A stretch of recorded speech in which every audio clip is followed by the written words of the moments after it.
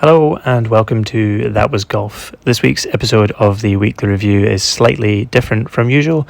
I'm currently on holiday in Japan. I don't have my usual equipment, so I'm just going to be doing everything on my voice notes very quickly. First up on the PGA Tour, it was a win for Michael Thorbjornsen at the Rocket Classic. His first win on the tour, and it's back-to-back weeks on the tour for PGA Tour University alum to be winners after Jackson Koiven's win last week.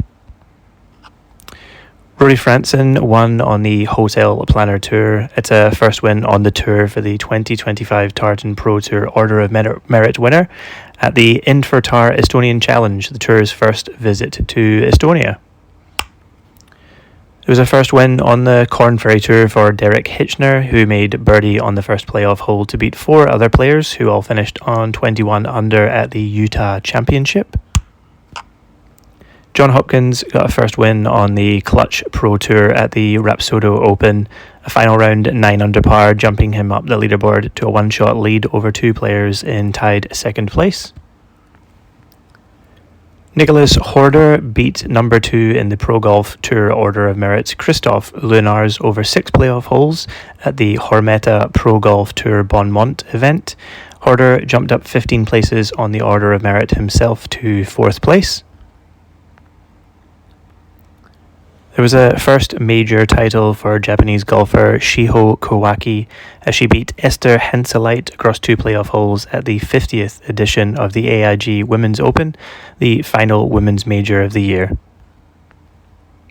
Kate Villegas got her first ever pro victory with a win on the Annika Women's All-Pro Tour with a 3-shot lead at 11 under over Catherine Lemke in second place.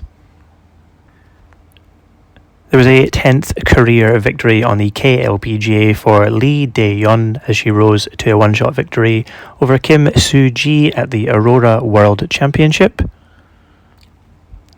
And lastly, on the Ladies European Tour Access Series, Beth Coulter beat Aeon Yang across one playoff hole at the Women's Irish Challenge for her first win on the tour.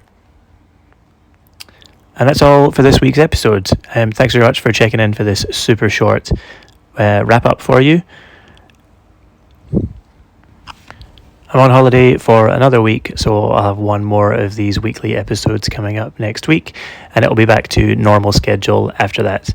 As always, if you like what we do here at the podcast, follow us on That Was Golf Pod on Instagram, and subscribe to the podcast to stay up to date with all future episodes released every Tuesday 7 a.m. Australian Eastern Standard Time.